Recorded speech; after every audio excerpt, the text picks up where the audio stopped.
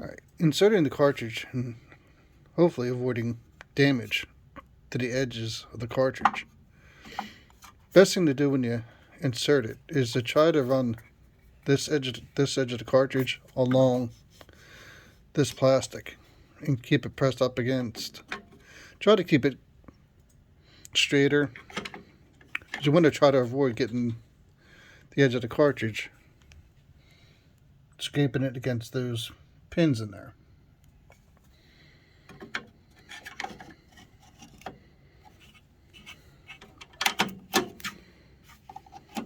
Even when you take it out, you might want to try to pull it so it rides that plastic.